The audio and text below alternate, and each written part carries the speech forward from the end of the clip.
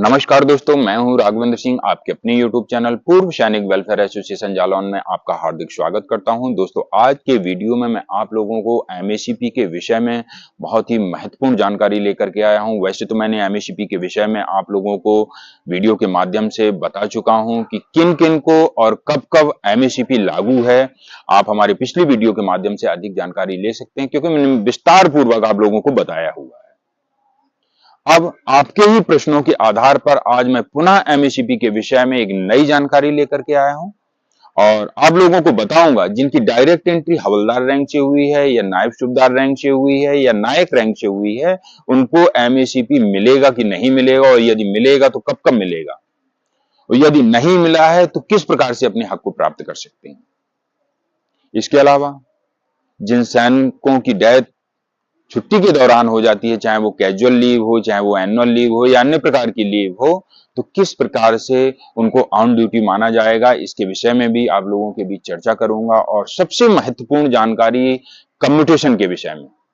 हमारे सैनिक और सैनिक परिवार हमेशा चिंता में रह रहे हैं कि उनका कम्यूटेशन, जबकि ब्याज दरों में लगातार गिरावट हो रही है। आप देख रहे हैं कि वर्तमान में ब्याज दरें 5% से भी नीचे आ गई हैं, फिर भी कम्यूटेशन की वसूली अतिरिक्त ब्याज दरों के आधार पर लगातार 15 वर्षों तक की जा रही है। तो क्यों की जा रही है और उस पर गवर्नमेंट क्यों विचार नहीं कर रही है? क्यों सुप्रीम कोर्ट भी उस पर विचार करने के लिए तैयार नहीं है? उसके विषय में मैं आपको इस वीडियो के माध्यम से चर्चा करूंगा, बोर्ड के माध्यम से आप लोगों को बताऊंगा कि क्यों कम्यूटेशन पर आपके विचार नहीं किया जा सकता है। हमेशा की तरह आप लोगों से एक छोटी सी गुजारिश करता हूं, जो दर्शक मेरे चैनल को पहली बार देख रहे हैं या चैनल पर नए हैं, हमारे चैनल से जुड़ने के लिए चैनल को सब्सक्राइब कर सकते हैं, क्योंकि अक्सर इस यूट्यूब चैनल के माध्यम से आप सभी सैनिक एवं सैनिक परिवारों को वेलफेयर से रिलेटेड नई नई जानकारियां प्रदान की जाती हैं और साथ में पेंशनर की समस्या का समाधान भी करवाया जाता है। यहां पर सबसे महत्वपूर्ण पॉइंट है एमएससीपी स्कीम को लेकर के। एमएससीपी स्कीम, जैसा कि आप लोग जानते होंगे कि एमएससीपी स्कीम को क्यों लाया गया और एमएससीपी स्कीम कब से लागू है और किन किन लोगों को एमएससीपी का लाभ मिल सकता है, इसके विषय में मैं आप लोगों को बताने जा रहा हूं। एमएससीपी स्कीम, मान लीजिए कोई सिपाही रैंक से भर्ती हुआ और 20 साल तक लगातार सिपाही है, तो बताइए उसने ईमानदारी के साथ में अपनी पूरी सर्विस की है, फिर भी उसको रैंक नहीं मिल पाया। उसमें योग्यता भी है, फिर भी उसको रैंक नहीं मिल पा रहा है। खास करके इन्फेंट्री में देखने को मिलता है, डिले प्रमोशन के कारण लगातार 20-20 साल तक, 24-24 साल तक उनका रैंक वही के वही बना रहता है। उनको फाइनेंशियली लॉस ना हो, इसके लिए इस एमएससीपी स्कीम को लाया गया है। एमएससीपी स्कीम 2006 से प्रभावी है। 2006 या 2006 के बाद में रिटायर होने वालों को या भर्ती होने वालों को इस एमएससीपी स्कीम का लाभ दिया जाता रहा है और दिया जा भी रहा है। इस एमएससीपी स्कीम के तहत 8, 16 और 24 साल में क्रमशः एमएससीपी नायक, एमएससीपी हवलदार और एमएससीपी नायब सूबेदार का बेनिफिट दिया जाता है। यदि आपको एमएससीपी का पार्ट आउट नहीं हुआ है तो आप इंश्योर कीजिए और संबंधित कार्यालय से संपर्क करके इस एमएससीपी का पार्ट ऑर्डर करवाइए, रिकॉर्ड को भिजवाइए, तभी आपको फाइनेंशियली बेनिफिट मिल सकता है। अब यहां पर हमारे सैनिक प्रश्न करते हैं कि मान लीजिए कोई सिपाही रैंक से भर्ती हुए हैं और 2 साल बाद उनको नायक का प्रमोशन मिल जाता है या 3 साल बाद वो हवलदार बन जाते हैं, तो उनका अगला एमएससीपी कब लगेगा? जानकारी के अभाव में उनका एमएससीपी का पार्ट ऑर्डर ही नहीं हो पाया है और वो उसी स्थायी रैंक के हिसाब से लगातार सैलरी ले रहे हैं, पेंशन ले रहे हैं। आप लोगों की जानकारी के लिए बता दूं, यदि 2 साल में आपको नायक रैंक मिल जाता है या 3 साल में आप हवलदार बन जाते हैं, 5 साल में हवलदार बन जाते हैं, तो इसके ठीक 8 साल बाद, यानी कि 5 साल में आप हवलदार बन गए, सिपाही रैंक से भर्ती हुए 5 साल बाद आप हवलदार बन गए, इसके ठीक 8 साल बाद आपको अगला एमएससीपी यानी कि एमएससीपी नायब सूबेदार का बेनिफिट दिया जाएगा। यदि नहीं दिया गया है तो आप अपने हक को प्राप्त करने के लिए संबंधित कार्यालय से संपर्क करें। इसके अलावा हमारे कई सैनिक भाइयों का प्रश्न है कि उनकी डायरेक्ट एंट्री हवलदार रैंक से हुई है। आप जानते होंगे एजुकेशन हवलदार। कई भाइयों का प्रश्न है कि मेरी सूबेदार रैंक से एंट्री हुई है, आरटीजेसीओज, धर्मगुरु या जो हमारे नेशनल लेवल के प्लेयर होते हैं, उनकी डायरेक्ट हवलदार रैंक से भर्ती होती है, तो उनको एमएससीपी मिलेगा कि नहीं मिलेगा?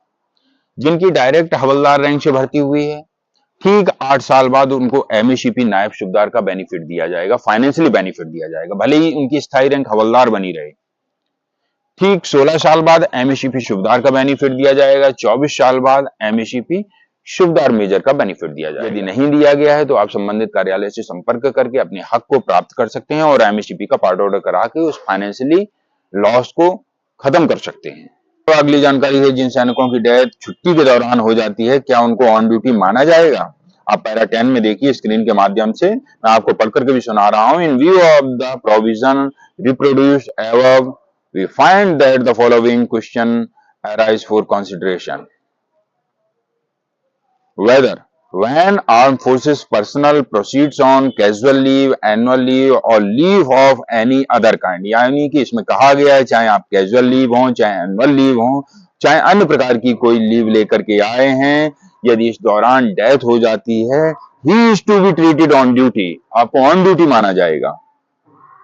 Whether the injury or death caused, even if the armed forces personnel is on duty, has to have some casual connection with military service so as to hold that such injury or death is either attributable or aggravated by military service.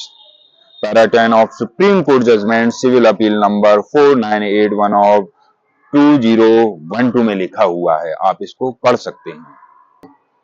यदि किसी सैनिक की छुट्टी के दौरान death हो जाती है तो इस जजमेंट के अनुसार उनको ऑन ड्यूटी माना जाएगा। अगला सबसे महत्वपूर्ण पॉइंट है कम्यूटेशन के विषय को लेकर के। जिस प्रकार से हमारे सैनिक भाइयों का प्रश्न रहता है कि उनकी कम्यूटेशन की कटौती लगातार 15 वर्षों से अधिक ब्याज दरों के हिसाब से की जा रही है, जबकि ब्याज दरें 5% से भी कम रह गई हैं, फिर भी अतिरिक्त वसूली क्यों की जा रही है?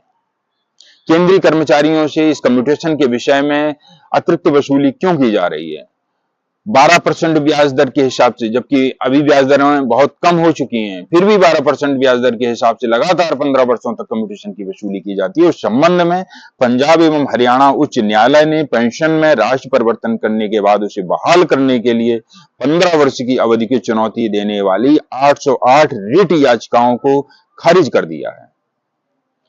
हमारे जो केंद्रीय कर्मचारियों की मांग थी 12 वर्ष की अवधि में उनका कम्यूटेशन पूर्ण हो जाता है, उनकी जो रिकवरी है, जो उन्होंने धनराशि ली है कम्यूटेशन की, वो पूर्ण हो जाती है, फिर लगातार 15 वर्षों तक क्यों की जा रही है? तो यहां पर कोर्ट ने उनको खारिज कर दिया और कहा गया है ये कम्यूटेशन की जो कटौती है वो आपकी इच्छा के अनुसार ही की जा रही है, अनाधिकृत रूप से नहीं की जा रही है। आपने ही विकल्प चुना है, उसके अनुसार की जा रही है। और ये जो कम्यूटेशन की वसूली है वो स्वैच्छिक रूप से है।